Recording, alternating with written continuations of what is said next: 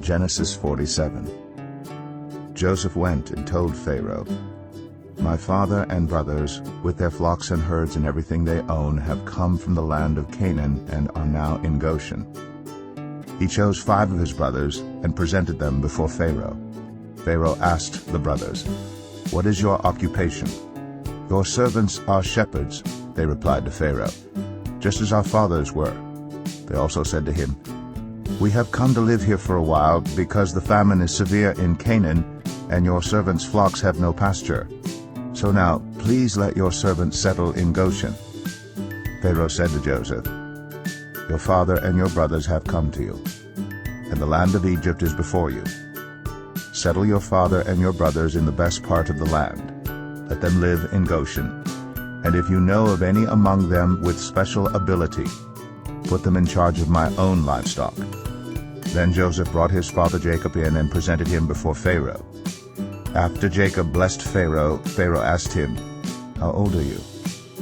And Jacob said to Pharaoh, "The years of my pilgrimage are 130. My years have been few and difficult, and they do not equal the years of the pilgrimage of my fathers."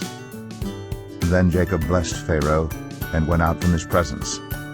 So Joseph settled his father and his brothers in Egypt and gave them property in the best part of the land, the district of Ramses, as Pharaoh directed. Joseph also provided his father and his brothers and all his father's household with food, according to the number of their children. There was no food, however, in the whole region because the famine was severe. Both Egypt and Canaan wasted away because of the famine. Joseph collected all the money that was to be found in Egypt and Canaan in payment for the grain they were buying, and he brought it to Pharaoh's palace. When the money of the people of Egypt and Canaan was gone, all Egypt came to Joseph and said, "Give us food. Why should we die before your eyes? Our money is all gone." "Then bring your livestock," said Joseph. "I will sell you food in exchange for your livestock, since your money is gone." So they brought their livestock to Joseph, and he gave them food in exchange for their horses, their sheep and goats, their cattle and donkeys, and he brought them through that year with food in exchange for all their livestock. When that year was over, they came to him the following year and said, "We cannot hide from our lord the fact that since our money is gone and our livestock belongs to you, there is nothing left for our lord except our bodies and our land. Why should we perish before your eyes, we and our land as well? Buy us and our land in exchange for food, and we with our land will be in bondage to Pharaoh. Give us seed so that we may live and not die, and that the land may not become desolate." So Joseph bought all the land in Egypt for Pharaoh.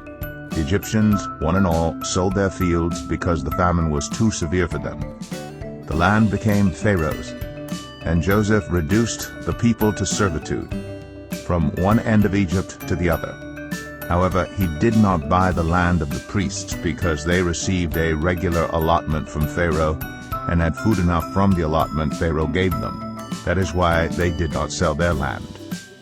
Joseph said to the people, "Now that I have bought you and your land today for Pharaoh, here is seed for you so you can plant the ground. But when the crop comes in, give 1/5 of it to Pharaoh. The other 4/5 you may keep as seed for the fields, and as food for yourselves and your households and your children." "You have saved our lives," they said. "May we find favor in the eyes of our Lord. We will be in bondage to Pharaoh." So Joseph established it as a law concerning land in Egypt, still in force today, that 1/5 of the produce belongs to Pharaoh. It was only the land of the priests that did not become Pharaoh's. Now the Israelites settled in Egypt in the region of Goshen. They acquired property there and were fruitful and increased greatly in number. Jacob lived in Egypt 17 years, and the years of his life were 147. When the time drew near for Israel to die, he called for his son Joseph and said to him, "If I have found favor in your eyes, put your hand under my thigh and promise that you will show me kindness and faithfulness. Do not bury me in Egypt. But when I rest with my fathers, carry me out of Egypt and bury me where they are buried." "I will do as you say," he said. "Swear to me," he said. Then Joseph swore to him, and Israel worshipped, as he leaned on the top of his staff.